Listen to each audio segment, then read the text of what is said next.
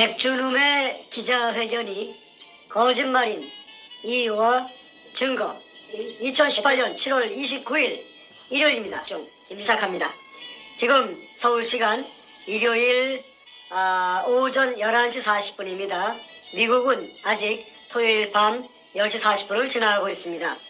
지난 금요일에 백준음이 리버사이드 호텔에서 사람들을 모아놓고 소위 기자회견을 했습니다. 그 내용 뭐 워낙 길기도 하고 워낙 유치하기도 하고 거짓말 투성이어서 보다 말다 했는데, 자, 우리 정충 선생께서 그 회견 장면을 일단 본인은 당사자이기 때문에 열심히 보셨습니다. 보셨고 그 내용이 워낙 거짓말이 많아서 무엇이 왜 거짓말인지 그 이유를 설명해 주시고, 또 이게 말로만 하면은 네 말이 옳리 내 말이 옳리 하는 것이 되기 때문에 아주 명백한 애도 박도 못하는 그 문서화된 증거를 보여드리면서 그 증거를 제시하는 이유 제시를 하도록 하겠습니다. 안녕하세요, 선생님. 예, 안녕하십니까. 건강 어떠십니까? 예, 괜찮습니다. 혈색이 매일매일 좋아지십니다. 예, 고맙습니다. 예. 자, 일단은 그 여러 가지 말씀해 주시겠지만은 그 초기 단계에서 세 가지 증거를 명시하실 것입니다. 첫 번째는 문현동 땅은 왜 샀나 그 말씀해 줄 거예요. 나의 땅 밑에 아무것도 없다 그러면은 시가의 뭐 3배? 예. 3배를 주고 땅 살 이유가 없는데 그 땅을 왜 샀는지 이유를 갖다 조목조목 따져보면은 백준음의 말이 거짓말인 것을 밝힐 수가 있습니다. 두 번째는 백준음의 그 글이 신문에 연재된 적이 있었는데 그 뭡니까? 스포츠소설이라는 신문에 무려 71회나 연재물을 실었습니다.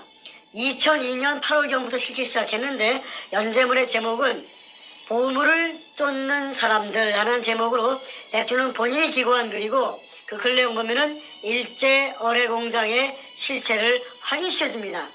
백준은 좀 약간 좀 전응아인 것 같아요. 본인의 증거를 수없이 만들어 놓고도 거짓말하고 우기는, 이거 좀 약간 좀 그 IQ가 좀 의심이 됩니다.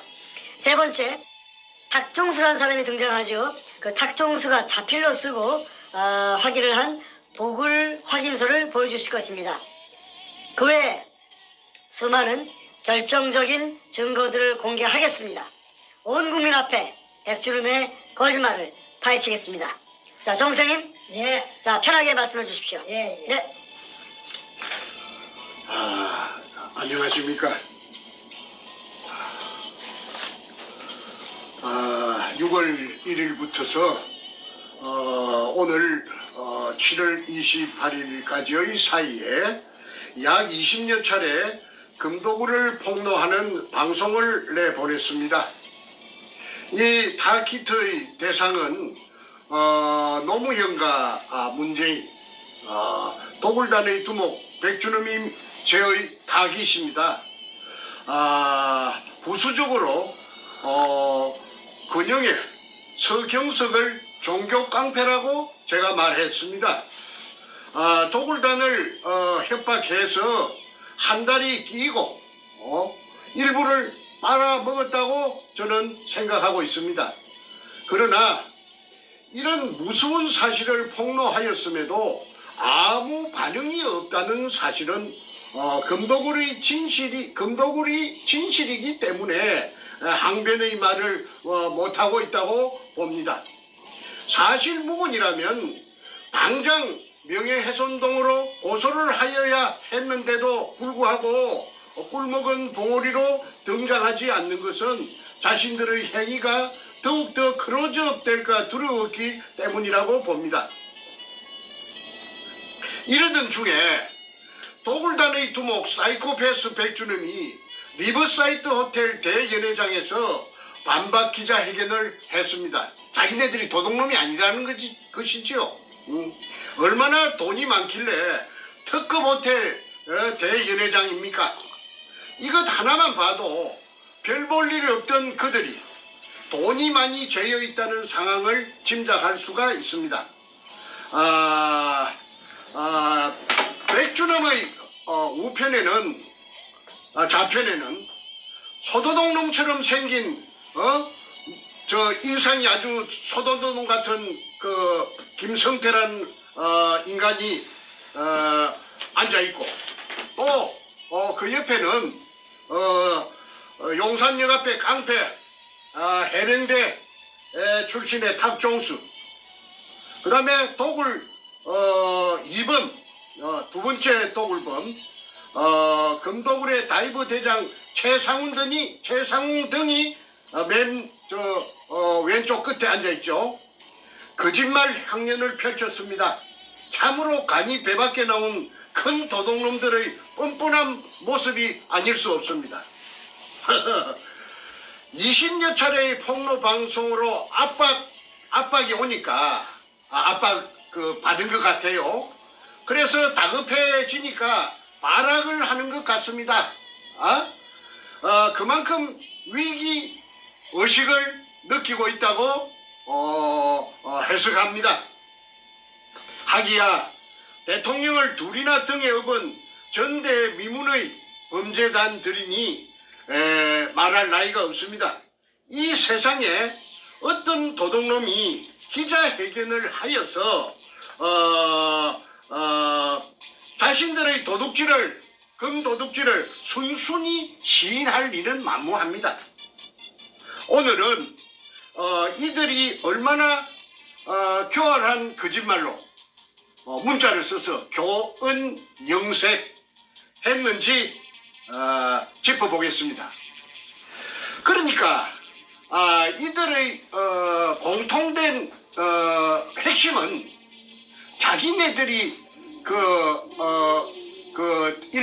문현동 1219-1번지에 제갑한 수직구 아래에 16m 아래에 수평굴이 죽어도 일본 의뢰공장의 한 가닥이 아니고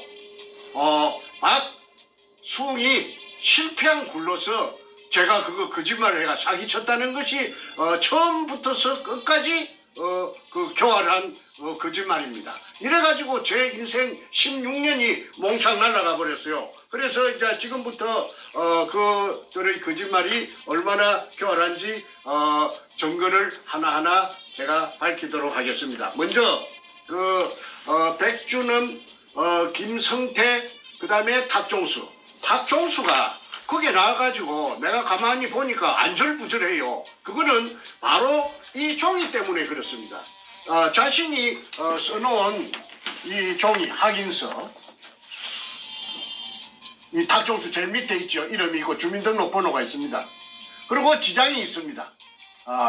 이거는 감정해보면 당장 알 수가 있습니다. 오리발을 낼 수가 없는 것입니다. 내용을 읽어주시죠. 예. 본인 탁종수는 2002년 5월 중순경 평소 알고 지내던 백준엄으로부터 부산시 문현동 소재 일제 지하 의뢰 공장에 금이 가득 찼다고 하여 투자를 요청하기에 일금 5천만 원 정을 백준엄에게 투자하고 그 후 현장에 여러 번 가서 지하 물속에 잠긴 굴속을 확인하였고 바로 열고 비디오 테이프 포함 그 뒤 6, 7, 8월 말까지 도굴 작업을 한 사실을 알고 있습니다. 그 당시 본인은 김홍랑 남편 이름으로 문현동 땅을 매입하여 모든 게 순조롭고 합법적인 절차를 거친 줄 알았다. 그러나 그 뒤 백준엄은 본인에게 형님 모든 게 시간이 가면 고생 끝이니 죽지 마시고 기다리시기만 하면 내 인생 책임지겠다고 하여 이날까지 기다리고 있었던 사실입니다. 본인은 백준엄이가 그 당시 금을 도굴하여 숨긴 것으로 확신합니다. 이유는 백준엄이가 100%로 금이 있다고 하여 믿고 투자했던 것입니다. 2004년 9월 14일 탁종수 480810-1010711 추가문 본인이 처음 투자를 할 때 문현동 지하 동굴내를 촬영한 비디오 테이프도 보았고 그 당시 테이프상에는 일본군이 쓰던 마대 자루가 차곡차곡 빼곡히 있었기에 본인은 그 속에 들어있는 것이 금이라는 백준음이 말을 액면 그대로 믿었던 사실입니다. 이에 확인서를 첨부합니다. 2004년 9월 14일 탁종수 지장을 딱 찍어놨습니다. 지장이. 이 지장 감정하면은 탁종수 필적 감정하면은 이거는 탁종수가 썼는지 사실 여부를 알 수 있습니다. 2004년 9월 14일입니다. 그 다음에 2002년 3월 2일날 제가 수직구를 뚫어놓고 4월 5일날 배신이 일어났다는 것을 제가 알았습니다. 김성태와 백준음이 배신을 일으켰다는 사실을 제가 알게 되었지요. 그런데 2002년 배신이 일어났으면은 자기네들 주장대로 할 것 같으면은 사기당했다고 지하 수평구리 박정희 대통령 이발사 박숭이 한 실패한 굴로 정충재가 사기쳤다고 할 것 같으면은 걸어서 끝입니다. 그 현장에 갈 필요도 없고 땅을 살 이유도 없습니다. 그런데 이 사람들이 땅을 샀어요. 땅을 살 돈이 없으니까 그 광주 전라남도 광주시 서구 지평동에 있는 김홍랑이라는 여자를 찾아가서 땅을 사게 만듭니다. 그래서 김홍랑이라는 여자와 그녀의 남편 그 당시에 공무원 전남도청 새마을가장 그 박민수라는 사람이 부산 문현동에 와서 수직구 속에 카메라를 찍는 로봇을 내려보내가지고 금포대, 즉 일본식 한자 이등충이 찍혀있는 금포대가 재어 있는 것을 제3, 제4 확인하고 그 땅을 삽니다. 그러면 땅을 사기 전에 금이 재어 있다는 것이 확인을 제3, 제4 했기 때문에 광주에 사는 사람들이 부산 문현동에 땅을 사는데 그때 지주가 두 사람이었어요. 한 사람은 지분의 65%, 100분의 65%를 가지고 있는 조규혜라는 사람이고 50년생.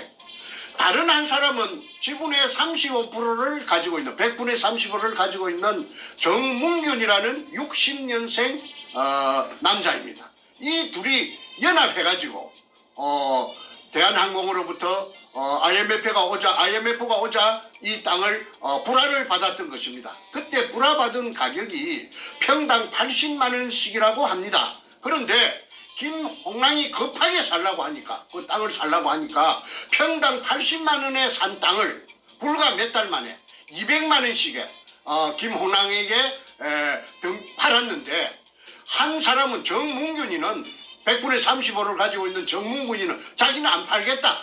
나는 금을 배당받겠다. 해서 100분의 35를 고수했고 조규혜는 50년생 조규혜는 팔겠다. 그런데 지분 6.5%는 그렇게 제가 10%를 줬죠. 그 땅을 사용한 대가로서 금이 나오면은 일화를 줬습니다. 그걸 이제 그대로 변하지 않고 정문균이는 3.5%를 그대로 금 지분 3.5%를 고수했고 그 다음에 조규혜는 자기가 가진 땅 비율대로 가진 6.5%를 중에서 5%는 땅을 사가지고 새로 들어온 여자 김홍랑에게 5%는 양도하고 나머지 1%는 자기가 조규혜가 계속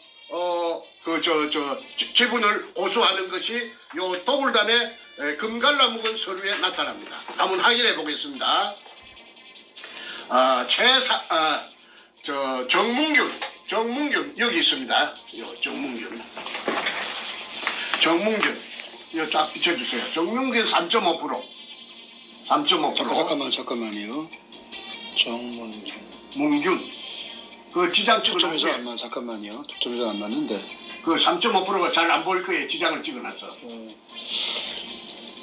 예, 저 정문균 보입니다. 예, 예. 좀 흐리지만 보이고 예, 정문균 그다음에 60년생, 60년 7월생 조규혜. 3.5% 있고 조규혜 조규혜 50년 5월생 1.5%. 1.5%, 6.5에서 5를 갖다 김홍랑이 줬어요. 예, 조규. 김홍랑이 5%입니다.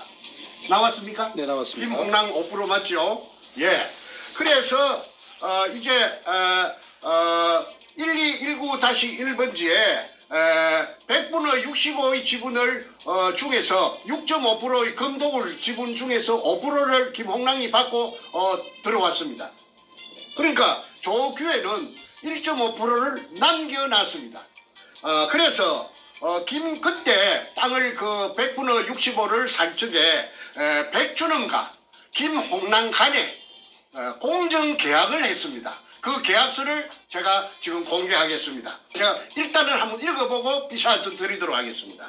계약서 갑 성명 김홍랑 주민등록번호 5301222 -2929410 주소 광주광역시 서구 지평동 1171-4 금호 쌍용 아파트 208동 1504호 을 백준원 주민등록번호 5801-1046711 주소 서울특별시 중구 해연동 1가 147-23 여기가 저 남산 아파트입니다. 해연동 뭐이가 케이블카 타는 게 오래된 아파트 제가 있다고 말씀드렸죠. 지금은 이제 물론 좋은데 가서 이사 가서 삐까번쩍 살겠지만은 그때는 요 행편없는데 요 살았던 주소가 있습니다.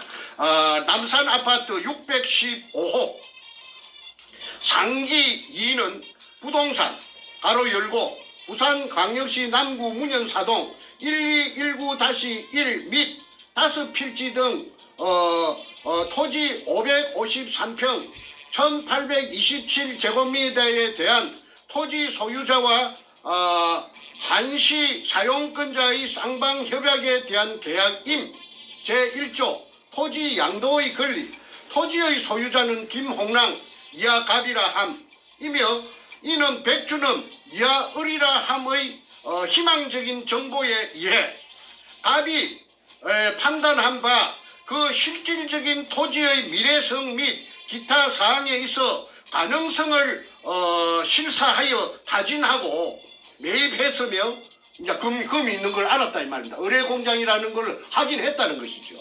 이에 갑은 한시적인 토지의 사용 권리를 오직 을에게만 제공한다. 금독을 하도록 을에게 백준음이에게 금독을 하도록 자기가 산 땅을 제공한다. 제2조 의무 을은 갑의 소유 토지를 매장물 발굴 및 발견 및 발굴 목적 외에 매장물 발견 및 발굴 목적 외에 그러니까 매장물이 목적입니다. 타인에게 임대하거나 기타 행위를 할 수가 없다. 제3조 계약 준수사항 갑이 토지를 계약 후 3개월 2002년 4월 29일부터 7월 28일 이내에 그러니까 산 날짜가 4월 29일 날 계약금을 주고 샀는데 7월 28일까지 3달 안에 갑의 투자금 토지 구입비 가로 열고를 2배로 산정하여 2배 곱절로 3달 만에 땅값을 2배로 뻥튀기 해갖고 산정하여 을이 갑에게 지급하면 백준음이 김홍랑에게 지급하면 김홍랑은 지급 당일 무조건 백준음에게 을에게 갑의 토지를 양도하여야 하고 곱절로 상값에 곱절로 받고 3달 만에 곱절을 주면은 무조건 양도하여야 하고 백준음 앞으로 만약 을이 약정 기일에 약속을 이행하지 못했을 시 돈을 곱절로 주지 못했을 때는 김홍랑은 토지의 소유권을 을에게 양도할 의무를 갖지 않는다. 돈을 안 줬으니까 당연하지요. 단 갑이 기존 토지 주인 조규혜와 아까 50년생 남자 땅 주인 조규혜와 계약한 계약서 내의 토지 금액과 각종 세금 및 기타를 포함하여 을이 갑에게 지급한다. 부대 비용을 소모된 비용을 백준음이 모두 김홍랑에게 보전을 해준다. 제4조 토지의 형질 변경. 을은 백준음은 갑이 김홍랑이 소유한 토지에 매장물 발굴 작업을 위한 통로 및 발굴을 위한 필요한 기자재 등의 필요성에 의해 김홍랑에게 토지 사용 승낙을 받았으며 추후 출입구를 넓히거나 하는 등 기타 작업을 위해 일시적으로 토지를 형질 변경할 때 갑의 동의를 받지 않고 진행할 수 없으며, 그러니까 땅 주인이 저 김홍랑이니까 김홍랑의 동의를 받지 않고 할 수 없으며, 발굴 공사가 완료되면, 발굴 공사라는 것은 도굴 공사, 금도굴 완료되면 을이 원상복구를 시켜야 한다. 백준음이 원상복구를 시켜야 한다. 위에 투자되는 복구비는 백준음의 부담으로 한다. 을의 부담으로 한다. 단 상기 조항은 갑에게 을이 토지 대금을 지불, 그러니까 김홍랑에게 백준음이 뻥튀기한 2배로 뻥튀기한 토지 대금을 지불 2002년 7월 28일 이내 하기 전까지의 약속이랍니다. 이 뭐 복잡합니다. 제5조 의무조항. 을은 갑에게, 백준음은 김홍랑에게 기존 토지주들이 토지를 을의 작업에 방해가 되지 않는 범위 내에서 임대 사용함에 있어 월 265만 원의 토지 사용료를 수령 전달해 줄 의무를 가진다. 단 매장물 발굴이, 매장물이라는 것은 땅 밑에 있는 거 아닙니까? 발굴이 본격화돼요. 35%의 토지주 및 임대자들이, 그 이제 정문준이를 말하는 것 같아요. 60년생 35% 지분이 있으니까 토지주 및 임대자들이 철수할 시에는 그 책임을 지지 않는다. 제6조 특약조항. 김홍랑은 계약기간 동안 백준음 을의 사전 동의 없이 토지를 제3자에게 매각이나 설정 및 기타 등 을의 발굴 사업에 도굴사업, 발굴 사업이 이제 도굴 사업입니다. 발굴 사업이라는 것은 그 가로 열고 도굴 사업이나 마찬가지죠. 지장을 줄 수 있는 행위를 절대 할 수 없다. 그러니까 도굴 하는데 그 땅 주인이라고 방해하면은 안 된다. 단 상기 조항은 김홍랑에게 백준음이 토지 대금을 지불하기 전까지의 약속입니다. 또 못을 쳐놨습니다. 제7조 해약. 본 계약은 갑과 을이 서면 합의 후 공정에 의해 해약할 수 있으며 한쪽의 일방적인 해약은 불가하다. 제8조 발굴회사의 주식 지급. 갑은, 발굴회사는 이거 도굴회사입니다. 포세이돈 살베지라고 5월 13일 날, 2002년 5월 13일 날 남포동 그 피닉스 호텔에서 창당 발기인대 겸 1회 주주총회를 했다는 것을 엊그제 말씀드렸죠. 그걸 말하는 것 같습니다. 갑은 을이 행하는 모든 영리 행위에 관한 동등한 자격을 갖춘 자로서, 그러니까 김홍랑은 백준음이 행하는 모든 그 도굴의 이익을 보는 행위에 관한 동등한 자격을 갖춘 자, 그러니까 도굴이 공범이 되는 거지요. 을의 총괄 이익에, 백준음의 총괄 이익의 5%를 보장받는 조건으로, 아까 도굴단 그 지장 찍어 먹는 그 배분 김홍랑 이름으로 5%대가 있는 거 확인하셨습니다. 5%를 보장받는, 100% 5를 보장받는 조건으로 을의 회사, 백준음의 회사, 주 포세이돈 살베이지, 바로 열고 인양 및 발굴회사, 발굴회사가 도굴회사입니다. 도굴을 목적으로 한 회사입니다. 주식 5%를 지급받고 등기 이사로 정식 등재한다. 그렇게 도굴단에 정식으로 가입한다. 제9조 을의 권리행사. 을은, 백준음은 갑이 김홍랑의 소유 토지를 매매하는 행위를 제외한 모든 권리의 인공동굴의 발견 및 가로 열고 인공동굴의 발굴 및 매장물의 발굴 등 박숭이 실패한 굴이라고 사람을 갖다가 삶아놓고는 주거끼리는 인공동굴의 발견 및 매작물의 발굴 이렇게 바로 열고 못을 쳐놨어요. 총 계약기간 가로 열고 1차 종료는 2003년 12월 31일까지로 한다. 그렇게 금이 얼마나 많아야 다음 해에 2003년도에 발견한 해가 2002년 3월 1일이니까 다음 1년 넘어가갖고 다음 해 연말까지 동안에 독을 하겠다고 하니까 그 금이 얼마나 많았는지 상상이 됩니다. 정부 및 제3자 등에게 정부가 나오네요. 상기 권리를 행사할 수 있다. 정부가 나옵니다. 상기 조항은 갑이 을에게 토지 대금을 지불 가로 열고 2002년 7월 28일 따블로 꽃배기로 주기 전까지의 약속임.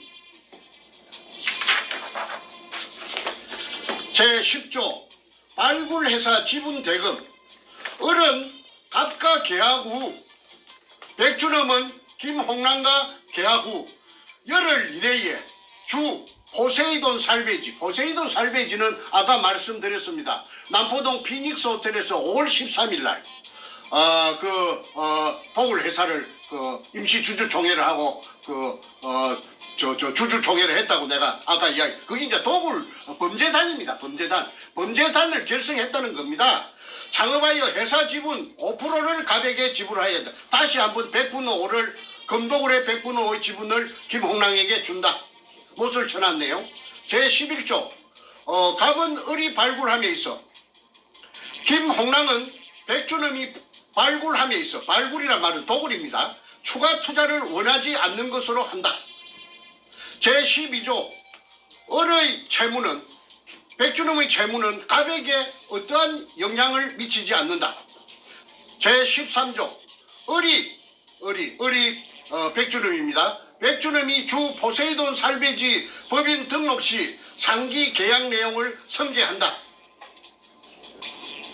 제14조 분쟁 조정 갑과 을이 계약서에 명시되어 있지 않은 일에 의한 분쟁에 있어 이 계약서에 없는 조항에 분쟁이 일어나면 조정에 대한 협상은 양측의 대표가 사회의 상식적인 수순을 밟아 해결하되 그래도 타결되지 않을 시에는 이 사건에 대한 분쟁의 해결은 서울지방법원으로 이의를 제기하기로 한다.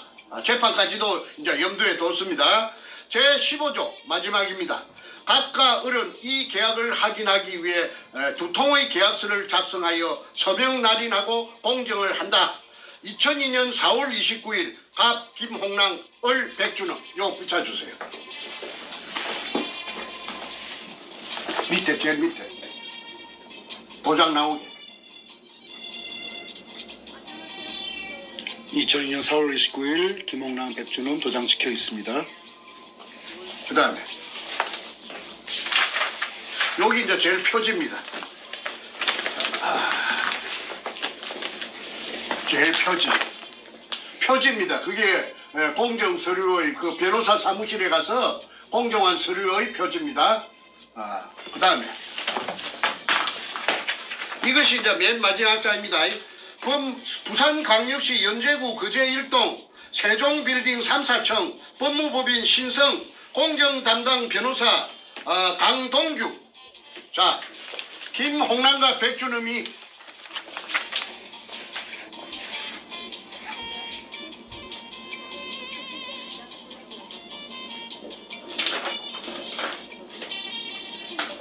네, 됐습니다. 예, 이렇게 되어서 포세이돈 살베이지라는 도굴 회사를 만들고 저에게 제가 사기꾼이라고 그 한 사람들이 전부 다 그 도굴단의 그 멤버가 되었고 도굴 공범이 되었고 이제 다시 그 땅 주인 그 조규회 정문균이 그 합류하고 그 다음에 광주의 여자 기공사 이 기공사가 청와대에 그 김대중 청와대의 부인인 그 이희호 전속 기공사라고 그런 소문이 바다했습니다.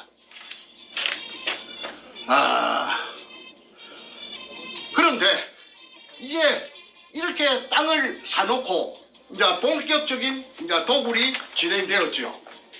그래서 이제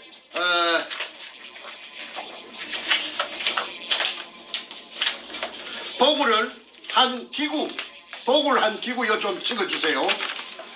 요 수직 상하 운반용 성강기입니다. 이걸 이제 그 우인치 시설을 해가지고 컨테이너 위에다가 천장에다가 이제 쇠막대를 용접을 해가지고 그게 우인치 시설을 해가지고 전기를 이어가지고 그 방금 그 기구를 가지고 그 금포대를 이동충이라는 그 금포대를 밤 새벽 3시까지 끄잡아 올렸답니다. 그래서 이거는 그 2002년 8월 말경에 현장에 제가 사람을 보내가지고 가니까 이 절벽 밑에, 옹벽 밑에 널브러져가 있더랍니다. 벌겋게 녹을 뒤집어 쓰고 널브러져 갖고 있는 것을 찍었습니다. 그 다음에 자, 아까 이제 다시 말씀드릴게요. 2002년 4월 5일 날 서울시청 후원에서 제가 배신이 일어난 줄 알았습니다.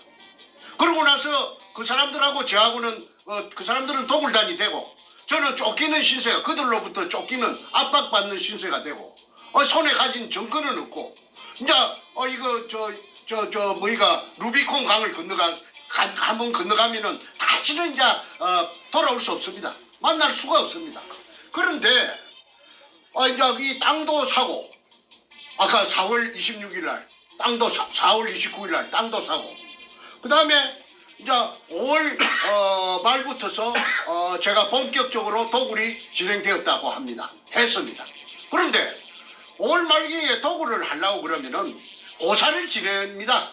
그럼 뭐 자동차 한 대를 사도 그 미신을 믿는 사람들은 새 자동차 앞에 놓고 도로에 가서 재물을 차려놓고 절을 하는 것을 우리가 길을 가다가 몇 번 심심찮게 보고 하는데 이 사람들도 예의가 아니라서 그 현장에 돼지 대가리를 제상 위에 차려놓고 수박을 따게 해놓고 경건한 마음에 그 꿇어 앉았는데 저 김성태 그 소도동 놈도 꿇어 앉아갖고 아주 무릎을 꿇어 앉아서 양손을 무릎에 얹고 그 옆에 검은 양복을 입고 대가리를 푹 받고 있는 놈이 사이코패스 백주놈이고 그 다음에 그들보다 한 줄 뒤에 혼자 앉아있는 여자가 서울 경찰청 차장 김기영이 캄보이하고 내려왔던 청와대 여성 담당 비서관 신필균입니다.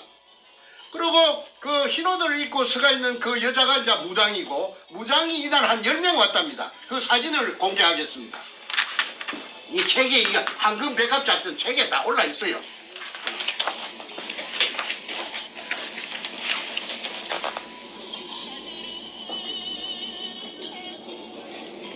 (2002년 5월 28일) 5월 28일. 문현동 발굴 성공을 비는 고사 장면 책 143페이지에 나와 있습니다.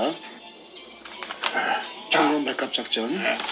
자, 그 다음에 아,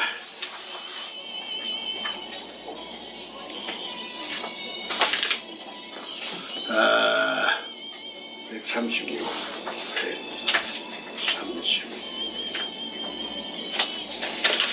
이 구멍을 제가 뚫은 구멍입니다. 이게 직경 60cm로 지하 안반층 16m를 뚫었는데 지하 4m부터서 물입니다. 그 물이 보입니다. 규격화된 KS 사다리 철물점에 파는 거 2m짜리 2개를 연결해야 그 수면에 도달합니다. 그래서 4m 밑에 붙어서 물입니다. 12m를 내려가야 그 수평물의 천정이 나옵니다. 네, 사진은 문현동 기습작전 당시의 수직구에서 책 135페이지에 찍혀 있습니다. 황금 백합작전. 자, 그 다음에 엊그제 제가 말씀드렸는데 물이 올라오는 장면이 이 사진에 있습니다. 물이 3시간 반 동안 분출되었다는 그 사진이 그 있죠. 책 103페이지에 보시면은 분출. 수직굴 분수 분출 광경해서 예, 3시간 반 동안 품었습니다. 물이 올라오는 사진이 아, 물 기둥이. 매우 선명하게 찍혀 있습니다. 예, 예. 자, 그다음에 이게 조선 총독부 45년 7월 3일 날 7월 3일 날 45년 7월 3일 날 그 땅이 조선 총독부로 등기 이전돼가 있는 토지대장, 외정대 토지대장입니다. 그 제일 왼쪽 하단에 조선 총독부 비춰 주세요. 책 27페이지에 있습니다. 조선 총독부 등 토지대장입니다. 그 위에 아무 별 볼 일 없는 황무지나 다름없는 쓸데없는 땅에 왜 조선 총독부가 다음 달 8월 15일 날 그 폐망할 것인데 7월 그 급박한 시기에 7월 3일 날 부산항의 남쪽 자락 그 별 볼 일 없는 땅에 조선 총독부라고 등기 이전 해놨는가? 제가 거기서 인생 16년을 그 담보 제피 갖고 날라가 버린 겁니다. 그 다음에 요거 좀 비춰주세요. 그 천명의 유골이 있다는 거는 경향신문에 그 기사가 났습니다. 그 기자가 제 말만 듣고 기사 써주겠습니까? 네 말이 옳다, 내 기사 쓸게 하는 그런 경우는 없습니다. 다 조사해보고 이거 사실이라고 믿으니까 그 경향신문 긴장신문에 그 대문짝만하게 아주 활자가 크게 그 축소해서 그 지금 했지 1,000여 구의 그 유골이 있다는 사실을 그 경향신문에도 기사가 났는데 일회용으로 끝났어요. 무조건 일회용입니다. 예, 책 28페이지에 나옵니다. 28페이지에 이 경향신문 기사가 명시가 되어 있습니다. 그 다음에 요 토지 등기부 등본 한번 봐주십시오. 이 빨간 줄 끈 거 한번 비춰주세요. 정문균이 조규혜 그 다음에 김홍랑 그 등기부 등본에 나와 있습니다.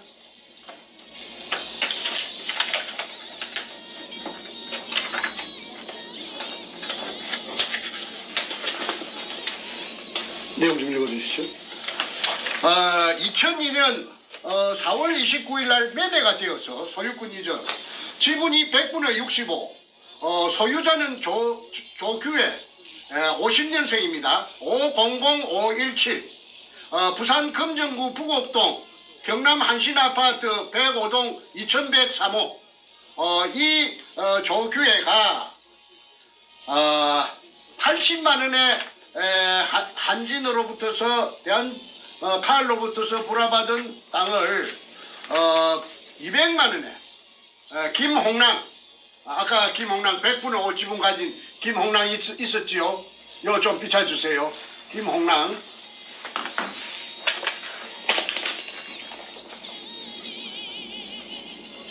광주 서구 치평동 금호 아파트에 사는 여자 김홍랑에게 100분의 65를 200만원씩에 팔았고 그 다음에 정문규라는 60년생 이놈은 도굴의 금에 대해서 전설처럼 내려오는 금에 대해서 욕심이 발동했기 때문에 팔지 않고 금 지분을 이익 배당을 받겠다 해서 35%를 보수하고 이렇게 이제 포세이돈 살베이지라는 회사가 되었습니다.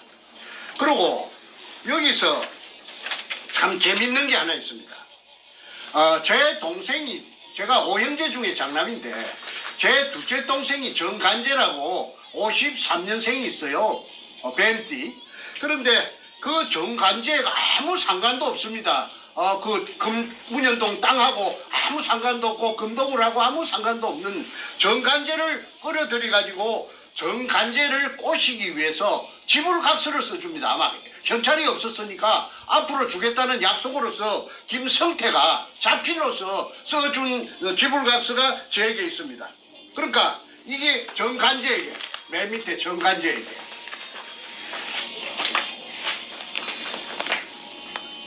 일금 1,000만 원을 일금 1,000만 원. 그런데 김성태도 금융불량자고 정관제도 금융불량자인데 금융불량자 둘이끼리 신용불량자 둘이끼리 1,000만 원을 주겠다고 지불각서를 써줍니다. 제가 읽어드리겠습니다. 지불각서 일금 1천만 원. 위 금액을 주 포세이돈 살베지에 본인 지분이 매각되면 지불할 것을 각서함. 단 회사의 이게 뭐라 쓴가요? 발전과 본인의 업무와 체면에 협조하는 조건임. 2002년 5월 24일 김성태조에게 그리고 이제 책에는 가명으로 해야 되기 때문에 김성준으로 되어 있습니다만은 책 138페이지에 나와 있습니다. 그 자필입니다. 김성태. 자, 그래서 이것이 2002년 5월 24일 날 아무 상관없는 정간제에게 김성태가 무슨 본인 지분이 매각되면 포세이돈 살베지는 그 도굴 회사인데 도굴 회사에 그냥 자기가 돈이 없으니까 지분이 매각되면 지불할 것을 각서한다. 단 회사의 발전과 본인 전무랍니다. 전무. 포세이돈 살베지의 전무의 업무와 체면에 그게 도굴 한다고 떠들고 다니지 말라. 입 다물는 조건으로서 1,000만 원 니한테 줄게. 언제까지 주느냐? 매각되면 지분이 매각되면 내일이라도 준다. 5월 24월 5일 날 배신이 일어났는데 5월 24일 날 내 친동생 내 밑에 포장 밑에 정간제에게 1,000만 원을 준다는 지불각서를 써놓은 것이 무엇을 의미하는지 금이 없는데 이따위 짓을 하겠습니까? 그 교활한 놈이. 그리고 이제 제가 그 무렵에 대한항공으로 달려갔어요. 왜? 대한항공에서 불화를 받았기 때문에. 그 조규의 정문균이가. 그래서 내가 대한항공에 달려가서 내 기억하건대 31명의 그 이사가 있었다는데 IMF가 오면서 전부 다 날아가고 하나 남았는데 그게 노송성이라는 사람입니다. 소나무 송자, 이룰 성자. 이분이 그 상무를 했는데 관제 및 시설 담당입니다. 그러니까 기술직이지요. 기술직인데 저하고 이야기를 해보니까 다 알아듣더라고요. 내가 그 땅 문현동이란 말은 내가 안 했는데 그래서 이제 계약을 할 뻔하다가 대한항공하고 할 뻔하다가 그 홍콩 그 다음날 계약하자는 그 약속날에 홍콩 비행장에서 칼 하물기가 추락하는 바람에 그래서 그 무산이 된 적이 있습니다. 그랬기 때문에 노송성이라는 그 상무가 그 문현동인 줄은 모르고 그 어딘가에 있을 그 지하 의뢰공장에 대해서 세세하게 입력이 돼가 있는 상태니까 내가 그 사람을 찾아가서 자 지금 부산 문현동 갔습니다. 문현동의 의뢰공장이다. 그 사람이 놀랬지요.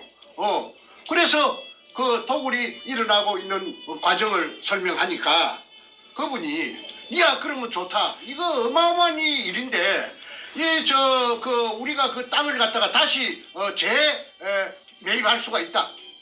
우리가 다시 그 금이 나왔다면 우리 땅을 다시 매입해야 될 거 아니냐. 그 대신 조건이 하나 있다. 그 정 선생이 팠다는 그 수직구 밑에 그 일본 글자가 찍힌 항토색 마다리 포대가 그 속에 금이 든 것이 가득 찼다니까 그 사진 한 장만 찍어 온나. 그 한 장만 찍어 오면은 그래야 내가 회장한테 양호 회장한테 보고를 할 때 당신 뭘 믿고 그래요 하면 그 사진을 청내에 부여야 일사천리로 될 거 아니냐. 그래서 이제 제가 알았다 하고는 사진을 이제 찍기로 결심하고 수중 촬영을 전문적으로 하는 회사를 하나 찾아내가지고 경기도 일산에서 그래가지고 1톤짜리 추력에 자체 발전기가 있고 자동 카메라가 다 있는 그 차가 부산으로 현장에서 그 거창기업 그 앞에서 12시에 자정에 만나기로 했습니다. 그리고 왔더라고요.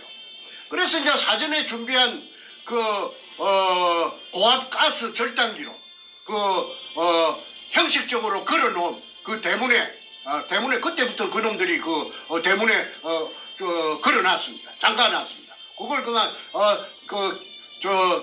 끼래는데 시간이 걸리니까 그만 고압 절단기로 가지고 절단하고 안에 들어갔습니다. 그때 한 30명의 청장년을 전부 태권도 유단자들인데 고수들인데 제가 동원해가지고 누구든지 방해 세력이 경찰은 말고 나타나면은 전부 대가리를 쪼개버리라. 내가 책임지겠다. 도굴단이 나타날 거니까 일전을 불사하고 전쟁을 불사하고 그게 들어갔습니다.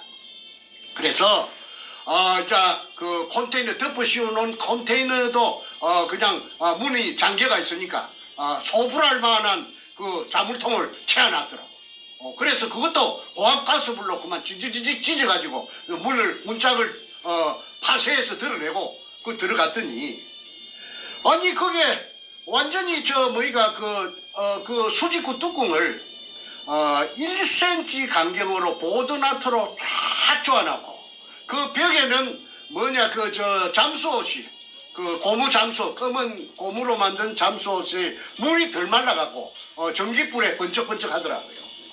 그걸 도굴단의 일원으로 그게 따라갔던 제 동생 정간제가 100분의 1로 받고 따라갔는데 같이 갔던 산청에 정재호라는 정간제 친구가 있습니다.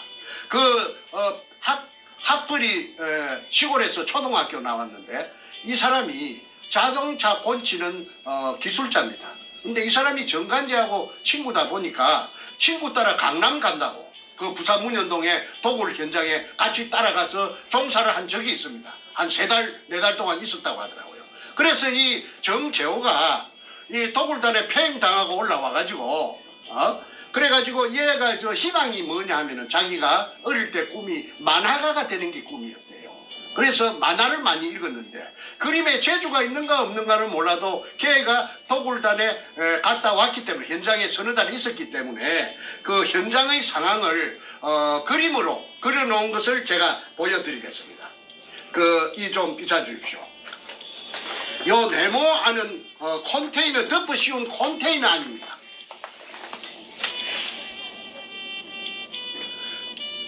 컨테이너 안에 이제 위에 보면은 고무옷이 세 벌이라는 것은 요겁니다. 잠수복이 3벌, 언제든지 3벌 걸려 있었대요. 그 다음에 이 탁자가 있고 이 제가 판 구멍은 요 새까만 점 여기 제가 판 군형입니다. 이 군형을 덮어놨어요.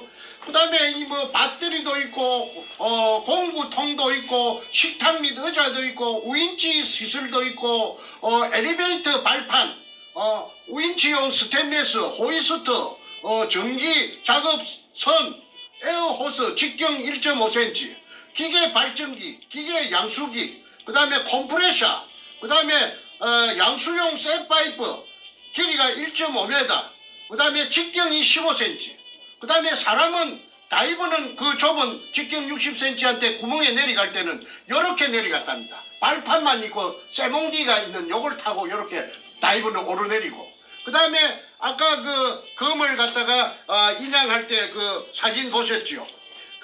수직 상하 운반용 성강기 이걸로서 검을 도굴하고 그 다음에 사람이 또 다이버가 올라올 때는 또 쇠막대 같은 발판만 있는 걸 타고 올라왔다고 정보를 제공해줘서 저는 산청에 경상도 지리산 밑에 앉아있어도 이 도굴단들이 돌아가는 것을 다 알 수가 있었습니다. 자, 그런데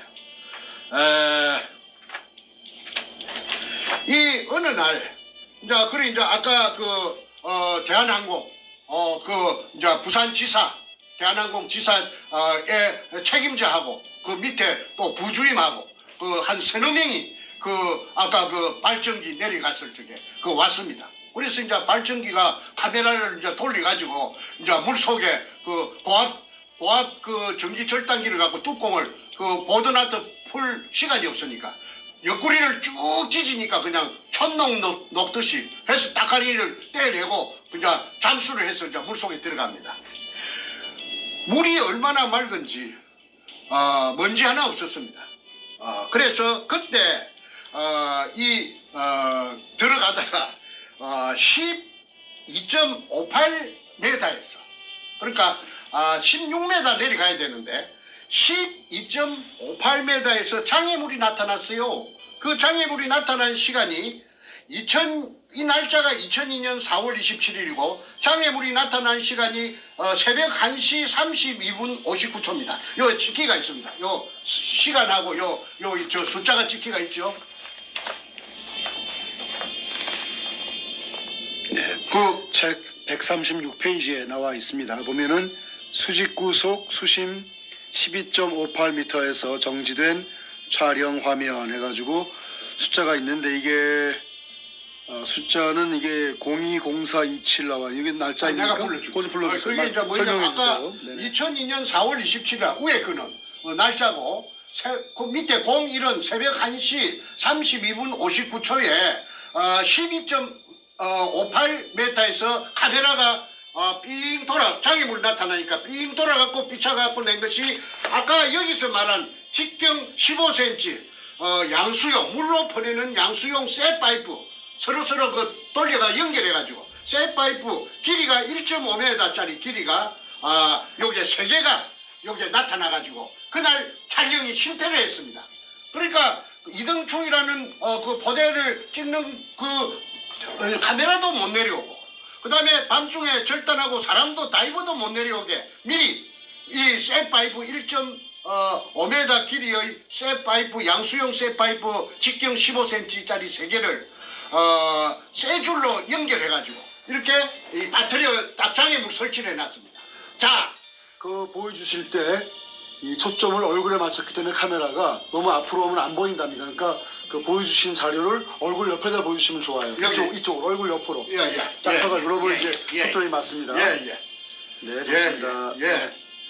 이걸 물속에, 이 깊은 물속에 검도 없는데, 돌만 있는데, 한주 소금 포대에 쓰레기만 있는데, 실패한 굴인데, 박숭이 실패한 굴인데, 왜 그 보드나트로 가지고, 철판을 해가지고, 덮으셔, 집어넣고, 바느질 하듯이 촘촘하게 집어넣고, 그 다음에, 그 잠수복 쇠불이 벽에 걸려가 있는데, 물이 번쩍번쩍하며, 전기에 반사돼 가지고 그런 공구가 어지럽게 놓여 있었으며 그 다음에 이 장애물이 물속에 쇠통 3개가 카메라도 못 들어오고 사람도 잠수부도 못 내려오게 설치가 되어 있는가. 그래서 이 장애물을 어떻게 끄잡아냈던가 내가 알아보니까 힘이 센 역발상 기계쇠라고 했습니다. 그 백주놈이 옆에 앉아있던 머리 뽀글뽀글한 그 소도동로 그 김성대 그놈이 보디빌딩을 해서 그 덩치도 크고 힘도 셉니다. 그놈이 진암철 판을 가지고 진암철판이 큰 진암철판에다가 줄을 연결해 가지고 그걸 집어 이어 가지고 이걸 이 쇠로 만든 거니까 이게 그 진암철판에 척그덕 붙으면은 막 두놈 세놈이 엉겨 붙어 가지고 이걸 끄잡아 올리는 것을 그 정재호도 보고 정간제도 봤다고 정언을 해서 이 용도가 자기네들이 저녁에 자러 가면은 독을 마치고 자러 가면은 이게 아무도 못 들어오게 말하자면 자물쇠 역할 자물통 역할을 하기 위해서 불안하니까 이렇게 해놨는데 검이 있었기 때문에 이런 신경을 써가지고 2중 3중으로 그러니까 아까 처음에 정문에 쇠문에 뭐이가 고압 전선을 가스 고압기로 절단했고 그 다음에 컨테이너 출입문 절단했고 그 다음에 세 번째 아까 수직구 위에 철판으로 집어놓은 거 보드나트 집어놓은 거 세 번째 그 다음에 네 번째 그러면 4중입니다. 1중, 2중, 3중, 4중 안전장치를 해놨습니다. 그래서 그날 그 이등충 포대만 그만 사진으로 찍었다 하면은 그만 게임이 세트됐을 건데 이 교활한 놈들이 그렇게 철저하게 해놨으니까 그걸 못 찍어서 그 대한항공하고의 그 관계가 끝이 날 수밖에 없었습니다. 항상 이런 식으로 그 해결됐든 됐든 문 앞에 가서 그냥 다시 돌아서고 그런데 제 혼자 힘은 없습니다. 개인의 힘은 미약합니다. 그러니까 제가 그놈들은 그 김홍란이라는 그 여자가 땅도 사주고 그 위에 또 투자한 사람들이 많지요. 그 투자한 사람들이 많으니까 돈의 힘으로 가지고 또 세력 그 여럿이 힘으로 독을 단 있으니까 그러니까 내가 아무리 날고 기는 재주를 가지고 있다고 해도 제가 인부족 세부족으로 당할 수밖에 없었습니다. 그러던 차에 재밌는 게 하나 제 손에 들어왔어요. 이 백준음이라는 이 사이코패스가 여의도 고등학교 출신이고 대학은 문턱도 못 밟아놓은 놈이라고 했습니다. 그런데 이 자가 어떤 장가를 사방팔방에 헤매다 보니까 아주 오래된 그 잡지를 한 권 구입했어요. 그 잡지가 학언이라는 잡지인데 학언. 그 연세가 한 60 이상 되는 분들은 그 학언이라는 잡지를 갖다가 기억하실 것입니다. 그 학언에 그 고등학교 3학년 때 이 백준음이라는 이 사이코패스가 그 63 빌딩, 63 빌딩은 63층이란 말인데 그 꼭대기에 올라가면은 밑에는 그 바람을 느끼지 못해도 그 꼭대기에 올라가면은 해오리 바람이 불 때도 있고 돌개 바람이 불 때도 있고 그 바람이 세차답니다. 저는 그거 못 올라가 봤어요. 그런데 이놈이 그 기구를 차고 새 날개 같은 거 이런 걸 지가 만들어 가지고 그 올라가서 뛰어내렸어요. 63층에서 그래가지고 성공을 해서 새같이 날라다니는 새같이 무사히 그 땅바닥에 안착을 했기 때문에 그 표지 모델로서 백주름이 나왔다는 것을 제가 알았어요. 그래서 이놈이 그 학원사에서는 이놈을 소개하기로 조인, 새조자, 조인, 새사람. 그래서 이놈이 아주 가벼워요. 내가 들어가지고 셰립 다리를 걸어가지고 그 방 안으로 집어 던지니까 탁 날아갈 정도로 아주 가벼워요. 그 뼛속이 그 새처럼 비어있는 그런 인간 같다고 제가 표현하고 싶습니다. 그런데 이렇게 그 63층이나 되는 그 높은 데서 얄궂은 기구를 차고 뛰어내릴 정도 된다면은 이놈의 성품은 뭐냐면은 그 스릴이가 스스펜스를 즐기는 놈입니다. 그래서 항공스포츠연합회 회장을 갖다가 30년 40년 동안 하면서 죽은 노무현하고 같이 동호인으로서 동락했다고 앞전에 말했지 않습니까? 그러니까 스릴과 스스펜스를 즐긴다는 것은 뭘 의미하느냐? 그거는 이 하나의 게임으로 이 도굴이라는 이런 큰 범죄도 게임으로 생각한다는 것이지요. 그러면은 전에 제가 한 번 말씀드린 저기 보통 사람 그 뇌하고 틀려가지고 이 뇌에 대뇌에서 뇌하 수체가 어떤 호르몬이 나오는데 그 즐긴다라는 말은 짜릿짜릿한 그 아슬아슬한 쾌감을 즐긴다는 것입니다. 그러니까 자기는 이 부산 문현동을 게임으로 생각하고 이게 즐겼던 것입니다. 그리고 정충제도 가당찮게 빡세니까 그러니까 정충제를 제압하기 위해서 노무현을 끌어들여 가지고 노무현 청와대 당시에 참여정부 청와대를 갖다가 뒷배경으로 삼은 것이 아니고 무엇이겠습니까? 그런데 이 자가 미처 도굴이 1차 도굴이 5월 말부터서 2002년 5월 말부터서 6, 7, 8월 말까지 진행되었다고 탁종수가 어제 자기 확인서에서 설명했습니다. 여기서 정명했고 백준음의